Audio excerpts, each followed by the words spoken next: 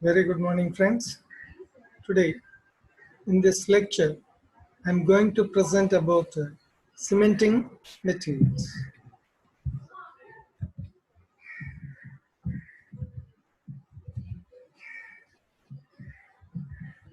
Cementing materials.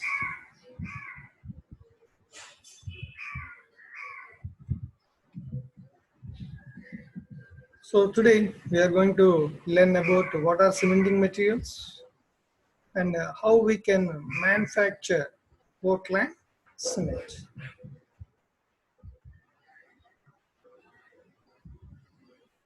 Cementing materials. What is a cement? Cement is we can say that it consists of two important properties, the adhesive property and cohesive property. That means it can attach when you are applying to any aggregates like broken stones or bricks, then it will attach all those broken stones or bricks and tightly binded each other. So that's why this cement is a binding material and binds the construction materials.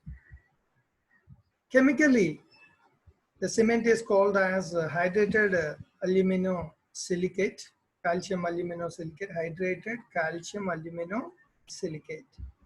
Simply, we can say that cement is a mixture of two things, lime plus clay. What is the lime? It's a calcium hydroxide, and clay is hydrated aluminosilicate. So calcium aluminosilicate, hydrated calcium aluminosilicate, we can call it as a cement. So manufacturing of Portland cement, how to manufacture. So what are the raw materials that we normally require for the process of cement? The one is calcareous materials. We normally say we require lime. So limestone, chalk, marble, which are all consists of this calcium carbonate. So calcium carbonate containing materials, we can call them as calcareous materials. Argillaceous materials, which normally consists of alumina and silica. Examples: clay, shale, slate, etc. Powdered coal or fuel for heating process. And the fourth one is gypsum, hydrated calcium sulfate. These are the raw materials. And what are the process steps involved in manufacturing of cement? Mixing of raw materials. The first step is mixing of raw materials, burning of slurry in a rotary kiln, cooling, then addition of gypsum, packing. So these are the four steps involved. The first one is the mixing. Mixing of raw materials can be done either by two processes. One is the dry process and other one is wet process. The first one is the dry process. What is the dry process? Dry. This is a dry conditions. The materials, the raw materials, as we just discussed, the limestone and clay, they crushed roughly to the size of 2.5 centimeter size and then ground it into a mixture, into a fine powder.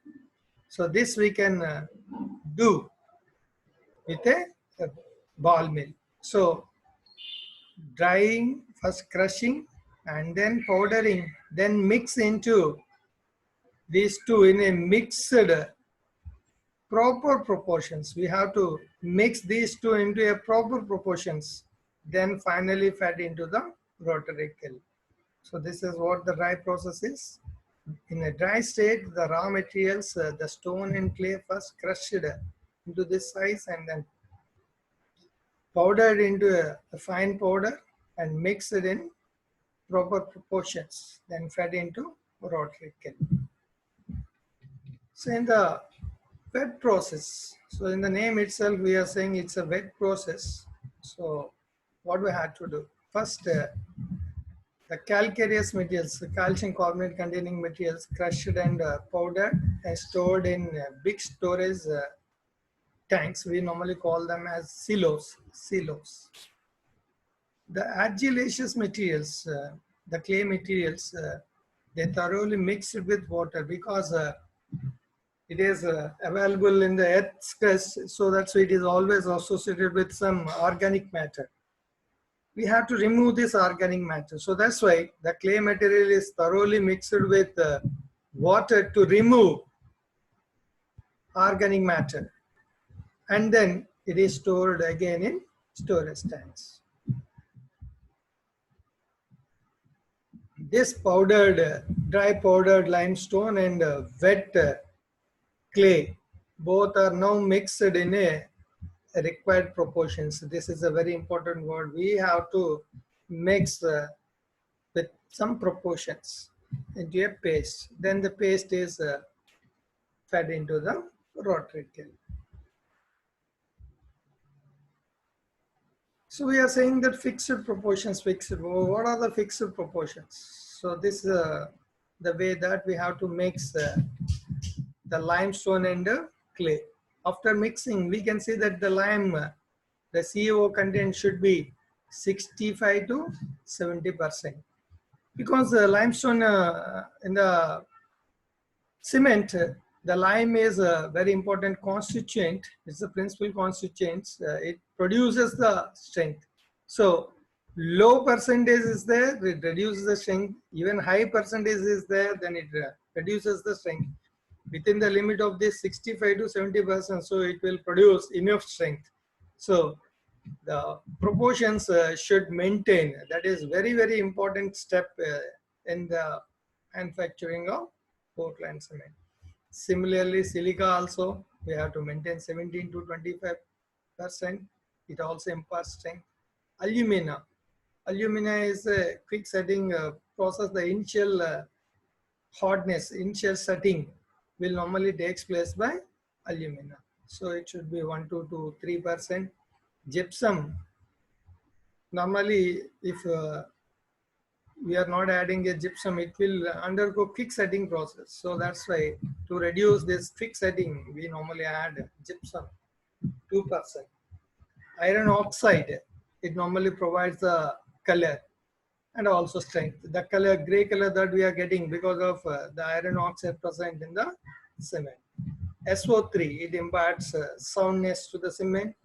Alkali, it imparts the fluorescent nature to the cement.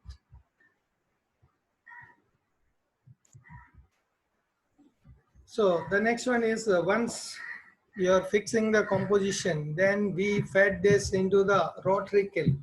We are saying the raw mixture or slurry corrected to the fixed composition is injected into the rotary kiln from its upper end. So normally when we see that the length of the rotary kiln is 90 to 120 meters and diameter is 2 to 3 meters.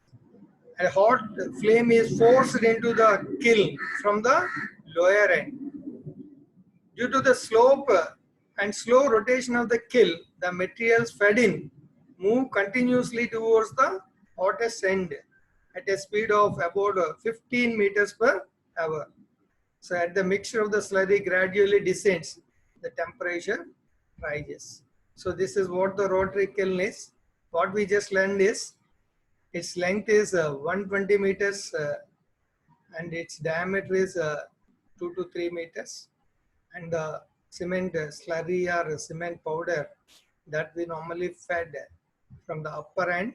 This is the upper end.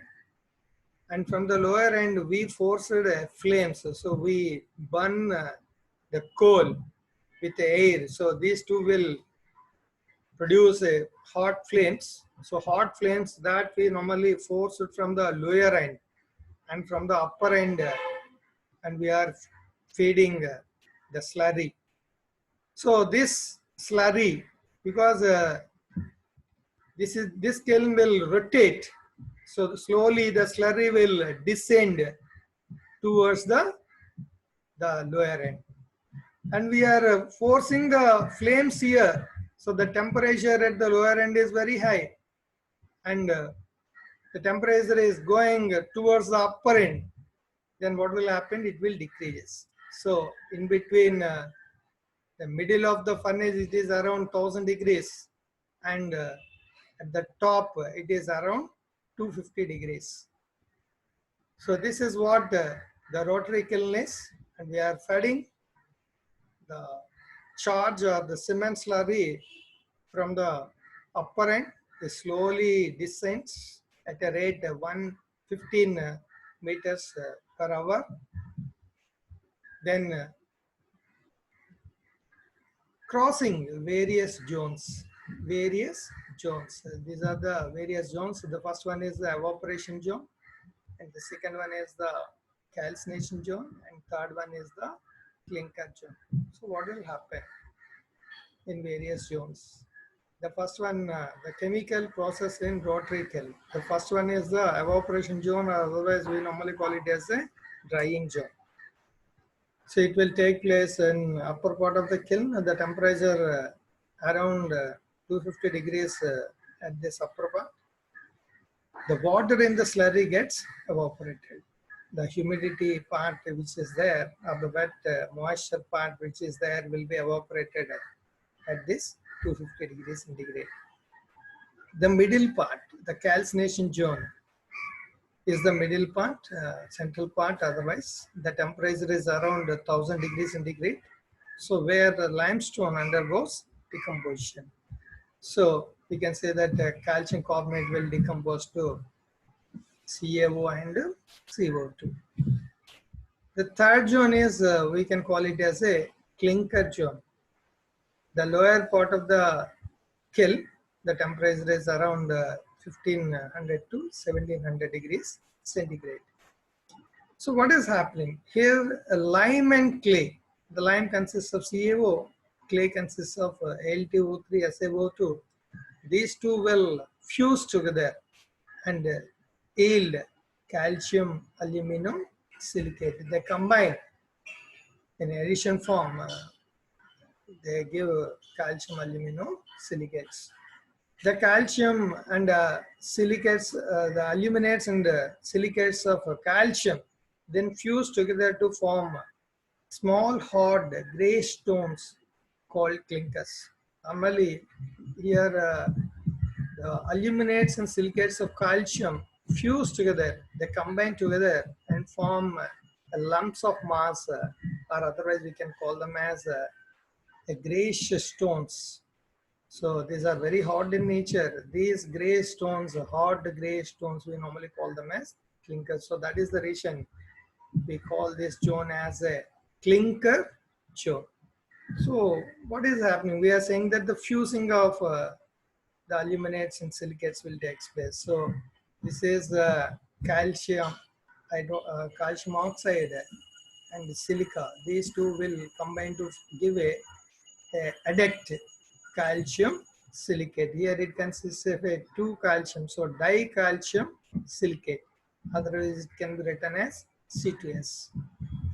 3 lime molecules and 1 SaO2 combine to give 3 CaO SaO2, tricalcium silicate, C3S, tricalcium aluminate, C3A, tetracalcium aluminoferrate, C4AF. So these will be formed, the fusion reactions that we normally see in at this temperature 1500 to 1700. The lime and silica, lime and alumina will undergo a fusion process to form the calcium silicates and calcium aluminates. These mixture of the tricalcium aluminate, tricalcium silicate, dicalcium silicate, and tetracalcium aluminoferrate, we normally call it as a clinker. So we can see that here is the clinker zone. These clinkers will be formed. They are very hot in nature. So these hot clinkers now fed into another rotary kiln. It is a small rotary kiln. We cool here, so that's why it is a cooler here. So cool means we have to send a cool air from the lower end. And when we are heating here, hot flames that we are sending from the lower end, here we are cooling. So cool air we are sending from the lower end. So then what will happen? The descending clinkers slowly will cool through this cool air. There where we normally get a cool clinkers. These cool clinkers will be powdered and mixed uh, gypsum to these clinkers, then store into the ciliums and then pack. So this is the process.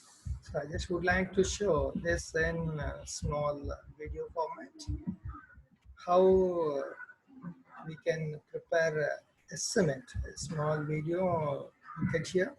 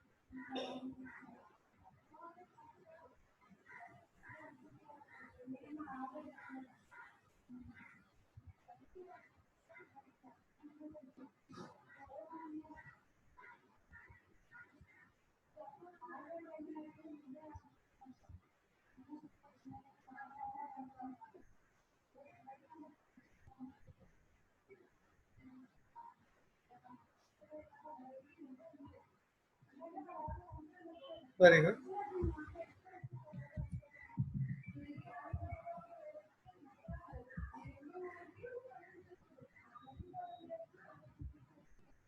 So after cooling of the clinkers, then the cool clinkers are grounded to fine powder in ball mills or tube mills. Then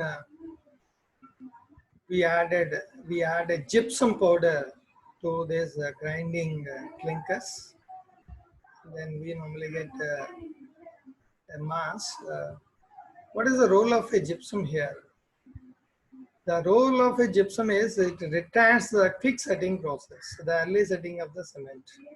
Otherwise, it will set very easily and we cannot apply the cement. So gypsum is added, so it reduces the setting process, so we can apply very easily. So what will happen? What are the chemical reactions? When the calcium aluminate plays a more important role in quick setting process, so that's why gypsum will react with this tricalcium aluminate and form an adduct like this. Tricalcium sulfoaluminate. So it is an insoluble substance. Once it is formed, it reduces the action of this calcium aluminate. So the hydration of calcium aluminate will be reduced.